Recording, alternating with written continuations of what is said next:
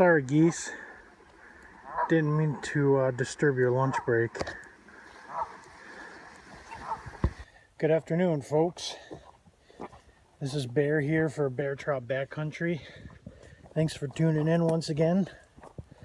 I am currently back out on the trail, headed to our training facility, base camp that we set up over the winter. Going to just check on it. Haven't probably been here in nearly 2 months, so I want to check on one of our base camps out down around Morgan Hill again today.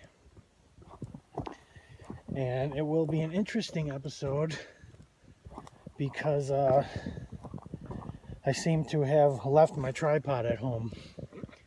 So we'll see how that goes. Very cloudy, dreary day out here on Shackham Pond. Once I kind of get camp set back up, I will check back in.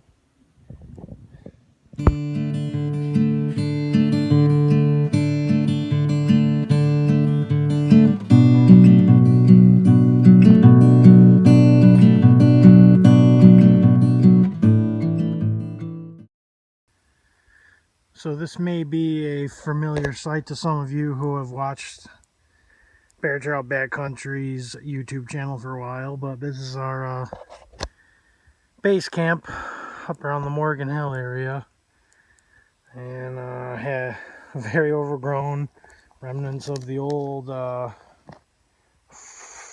firewood pile.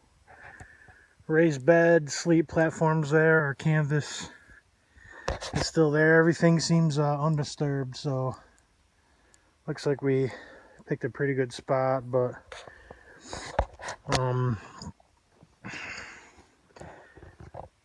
I didn't really bring any other supplies or anything up today. I might start doing a little sprucing up, cleaning things up a little bit, but I think one of the main purposes of today's video is to see if I can try to get a fire going. You can probably hear that it is actually sprinkling a little bit right now, and I'm just gonna collect up a lot of these dead branches, and I have some fat wood, and I don't know, just see if I can practice some firecraft skills today, and just take a breather here.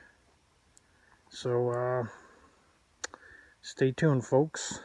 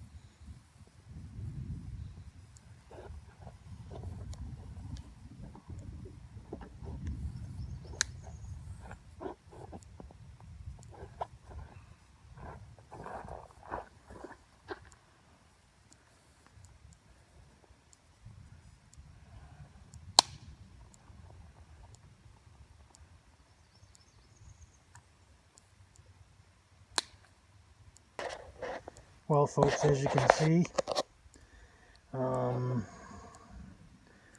got my little campfire going. I was able to do it by just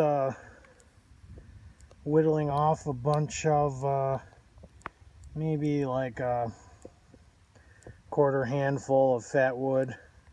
Just whittled off a bunch of small flakes. Was able to ignite that little pile with one strike of a ferrocerium rod, and then I put the two other fat wood chunks right on top of that to really, you know, keep the fire going long enough to begin to ignite this incredibly soaked pine branches that I'm putting on it, as you can see, and kind of a little teepee type style fire in damp conditions works good, because you're not just putting all the damp material directly on your ignition source. You're kind of leaning it, leaving plenty of space for air, and that leaves plenty of room for the flame to updraft and dry out the pieces of wood. And it's slow going.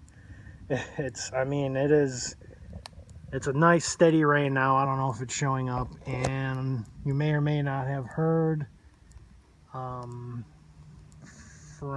the previous video clip, but it is thunder and lightning currently as well, and it's just a foggy, really damp, saturated, stormy day.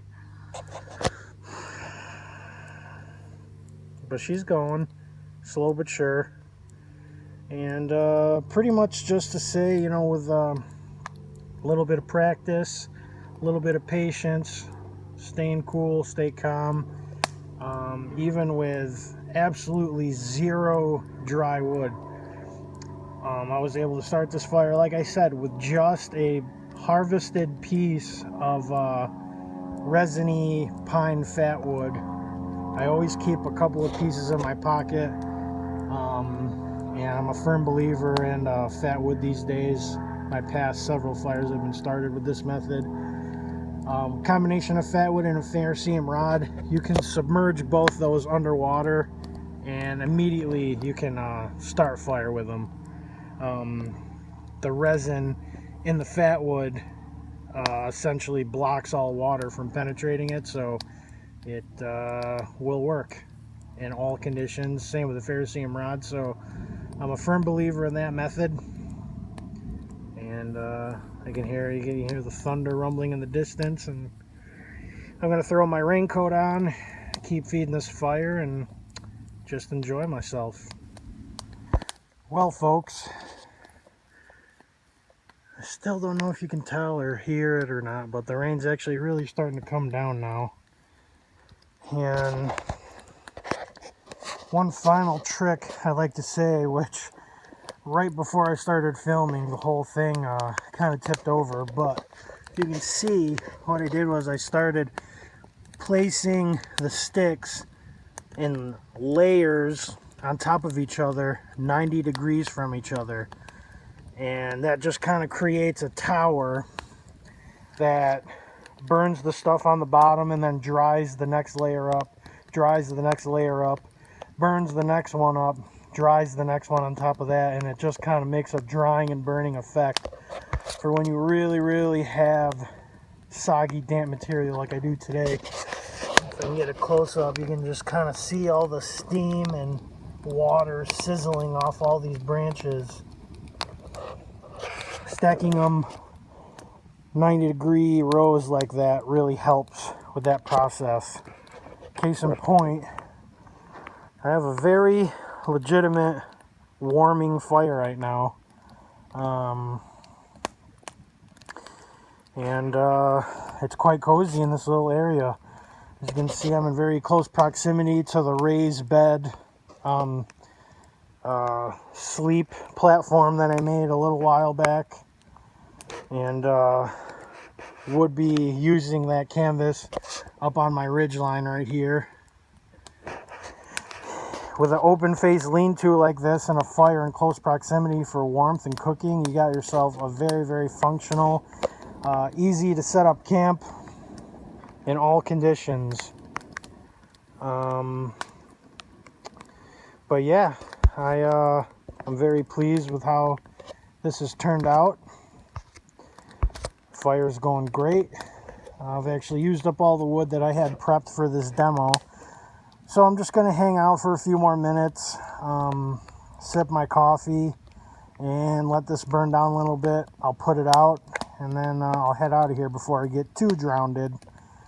But yeah, good times.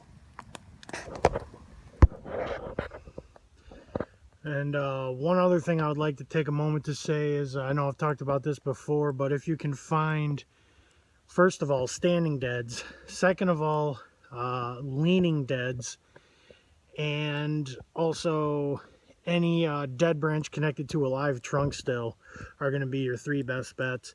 Anything standing dead is going to be your best bet, and then you just buck those up with your backpack saw, and then hatchet or axe. You split those up into your fuel pieces, your kindling, and then your tinder, going finer and finer and finer, splitting it up finer and finer until you're just batoning your knife and whittling pieces off for tinder.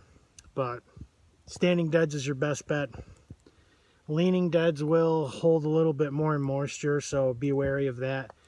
And for getting quick fires going like I am today, dead branches connected to live trunks, which is readily available on pretty much any pine or conifer tree in North America, is a really good source as well. All right, folks, I think that's a wrap for today. I'm bushwhacking back out of here, and there's a very, looks like there's going to be a slight lull in the rain. There's a little patch of sky that's opening up, but it looks like there's another system moving right in.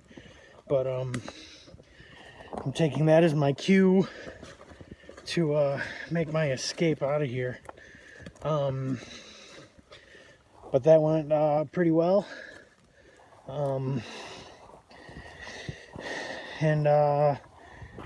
So pretty much just a little video to wow, it's really growing in back here now.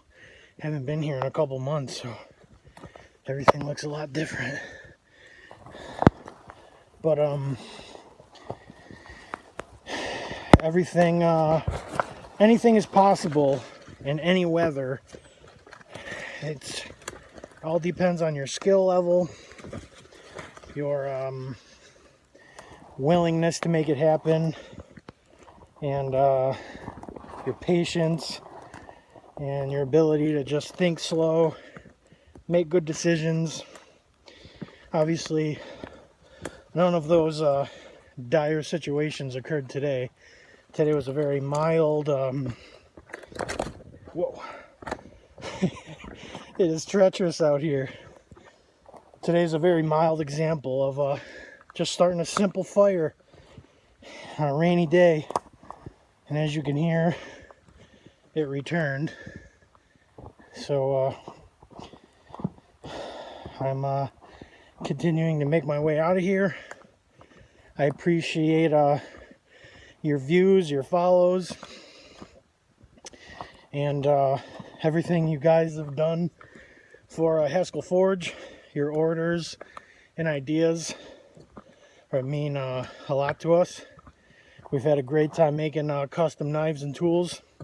We got a lot of big projects coming up in the future that we'll be sharing shortly.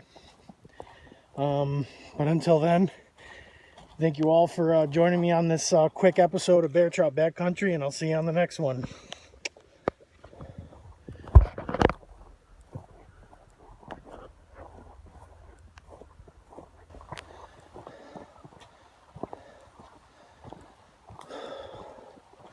What, you guys are still watching?